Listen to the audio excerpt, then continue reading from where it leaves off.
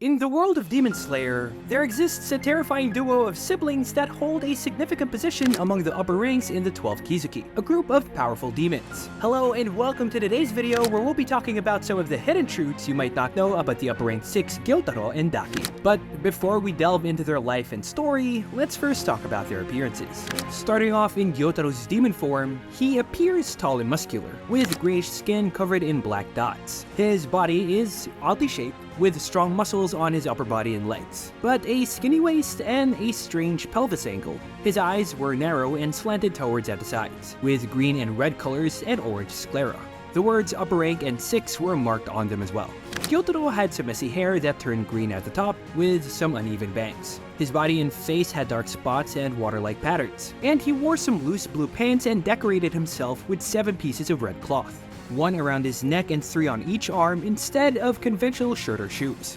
As for Daki, she was a youthful and stunning woman with cracked pale skin, long eyelashes, and lime green eyes with the words upper rank and 6. Her initial black hair was worn in a long ponytail, adorned in kanzashi hairpins. Pink flower moon crests adorned her face, and she dressed in a 2-piece kimono outfit. Her attire, if you can say that, included magenta panties with black bows, magenta cloth pieces on her chest, and magenta thigh-high stockings with black flower patterns. She wore tall Sanmaiba shoes and a pink flower-patterned obi around her waist, which she used for her blood demon art. And when her obi sashes returned to her, black cracks appeared on her body, and her hair shifted from black to pale white with lime green tips. In her human form, Daki had disheveled white hair, pale lipstick, and lapis blue eyes, and she wore a torn pale pink kimono with irregular square patterns. Now, before they became demons, Gyutaro and Daki were born in Yoshiwara Entertainment District to the lowest class of call girls, where their mother also worked, as she was a prostitute, and Gyutaro was born with syphilis, making him look ugly, while his sister Daki was born beautiful. Daki was originally named Ume after an illness, and their family was avoided by the people. When they were young, their mother passed away from the same disease, and their father was quite absent throughout their whole childhood.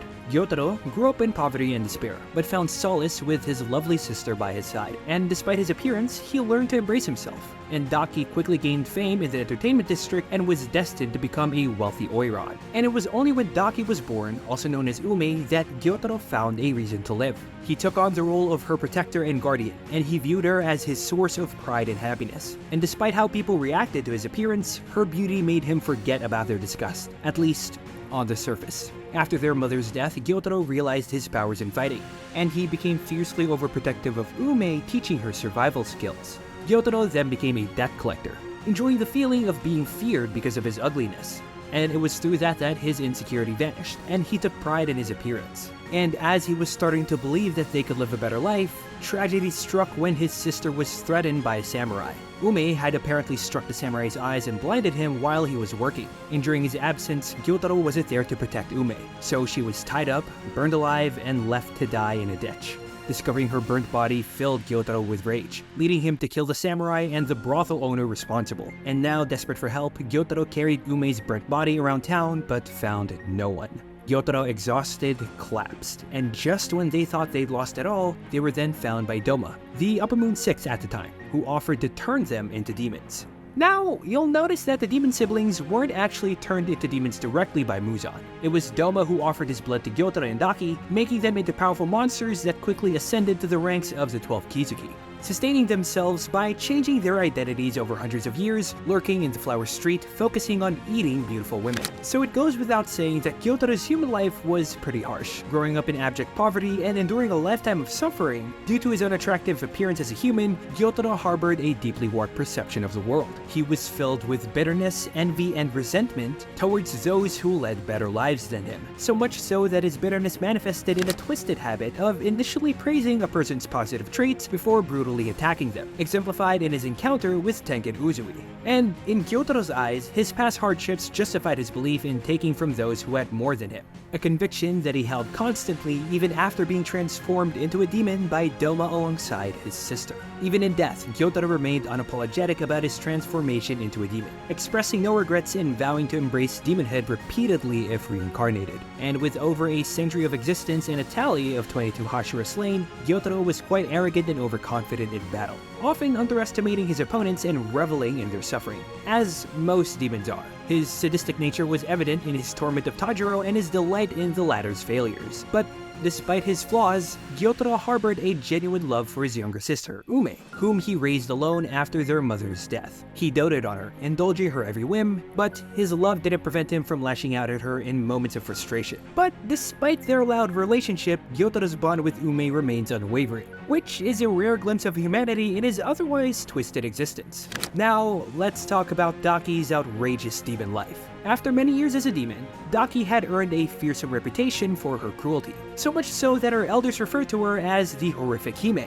meaning princess, due to her infamous temper. Her brutal actions, along with those of her brother, drew the attention of Musa Kibutsuji, who recognized their strength and prowess. And being impressed with their power, Musa bestowed upon them the coveted titles of Upper Rank 6 within the 12 Kizuki. During her time as a demon, Daki engaged in numerous battles, claiming the lives of 7 Hashira through her formidable combat skills. Prior to the infiltration of the entertainment district by Tanjiro and his companions, Daki faced confrontation from Omitsu, the manager of the GYOKKO house, who accused her of mistreating the staff. Unfazed by the accusations, Daki swiftly dispatched Omitsu, demonstrating her ruthless nature.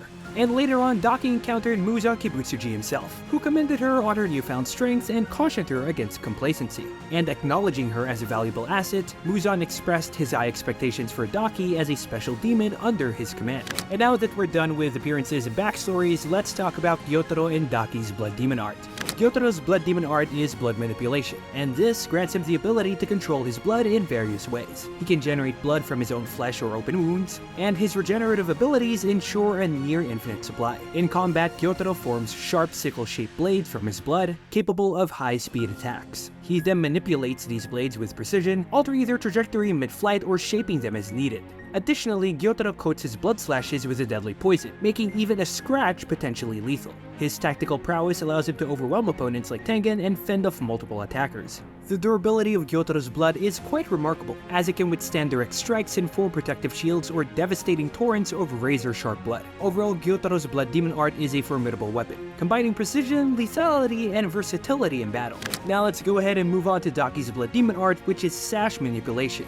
This allows her to control the sashes or obi that she wears, which are made from her own flesh. Kind of gross when you think about it. But then again, it's not really a thought you should have when in battle, as she's capable of shaping these obi into sharp blades and sturdy shields, combining offense and defense seamlessly. For the flesh obi, Daki can create sentient flesh extensions from her body, such as living flesh sashes, which is pretty hard to say over and over. These extensions can guard her surroundings and even communicate telepathically with her. They serve as vigilant watchers over her domain and can be deployed to monitor or confront threats. Daki can also communicate with and monitor events through her living sashes. She can observe battles with ease and issues orders to her extensions, demonstrating a strong telepathic connection. And finally, Daki can store her captured victims within her flesh sashes. These victims are transformed into flat designs within the sashes and are placed in a deep sleep, which allows Daki to stockpile food for later consumption. However, cutting apart the sashes does release the captives, returning them to their original form. And now that we're done with that, here's a quick rundown of what happened in their battle during the Entertainment District arc.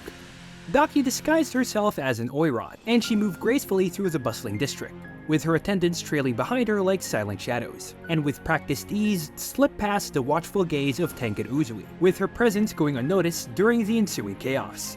Using her frightening demonic sash, Daki confronted Makio, a hostess at the district's renowned establishment, about clandestine letters. Sensing danger, her sash swiftly retreated at the approach of Inosuke Hashibira, leaving Makio trembling in fear.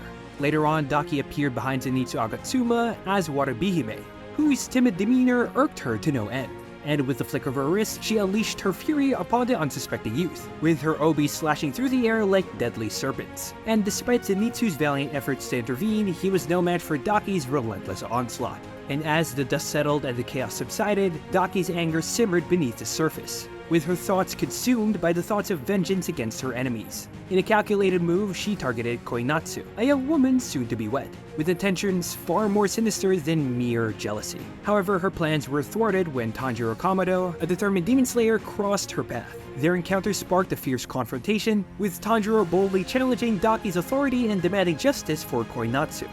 Faced with Tanjiro's unwavering resolve, Daki's frustration reached its boiling point, and her obi lashed out with a renewed ferocity. Yet, despite her formidable powers, Tanjiro's determination and skill proved to be her undoing. In a moment of reckoning, Tanjiro's blade finally found its mark, severing Daki's head from her body. As her form began to dissipate, Daki's final moments were filled with bitter regret and sorrow, her cries echoing throughout the night. And honestly, I could talk about Gyotaro's part in this fight, but if you're watching this video, you've probably already watched it or have already seen it somewhere else online. Basically, Uzui goes boom, Gyotaro goes wham, and everyone screams their souls out like some classic Dragon Ball episode. I mean, Ufotable went absolutely insane, and no words can describe what kind of Sakugo went down that season.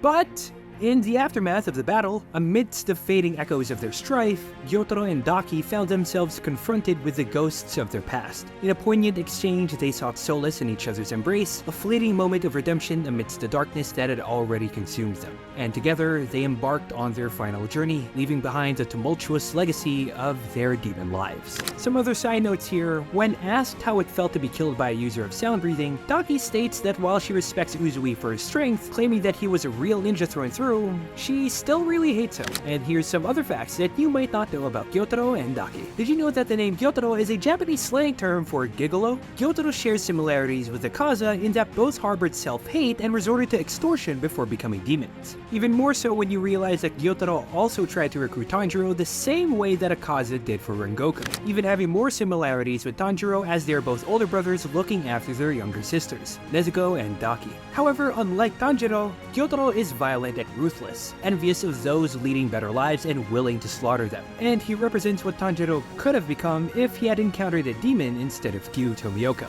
Which I kind of doubt, since Tanjiro's kind of that pure-hearted guy, you know? Kaito Ishikawa, Kosuke Toriumi, and Yuichi Nakamura were all considered for Gyutaro's role before it was given to Ryota Osaka after a competitive audition. Moreover, Gyutaro was one of Muzan Kibutsuji's favorite upper moons due to his greedy nature. Moving over to Daki, initially Yoko Hikasa was considered for Daki's role before it was ultimately given to Miyuki Sawashiro. And just like Gyutaro is to Tanjiro, Daki also serves as a foil to Nezuko, as both are younger sisters who deeply care for their older brothers and have endured tragedies during their brother's absence. However, just like her brother Tanjiro, Nezuko is compassionate and avoids harming innocent people. Daki is egotistical, caring only for herself and her brother to a lesser extent, and takes pleasure in hurting and killing her victims. Interestingly, she does show affection, only towards Muzan Kibutsuji, who does not feel the same way, as the dude literally considers her as a stupid child, and only favoring Gyutaro as the true upper moon rank 6. Muzan only exploited her gullible nature by emotionally manipulating her to do his bidding. In the manga, Daki's hair is entirely white, but in the anime it fades to green at the tips, possibly to resemble her brother's hair. Additionally, it's worth noting that Erica Lindbeck, the English voice actress for Daki, also voiced Sahori Itsukishima, another character emotionally manipulated by a demon king, adding an ironic twist to her roles. And so that's gonna be it for our spotlight on the upper moons Gyutaro and Daki. Thank you guys so much for sticking around, and if you're liking our coverage on the upper moons, be sure to check out the others that we got here on the channel, or some of our other stuff if you guys are so inclined. So again, thank you so much for watching, and for more anime content just like this, why not keep it ripe with Anime Mango?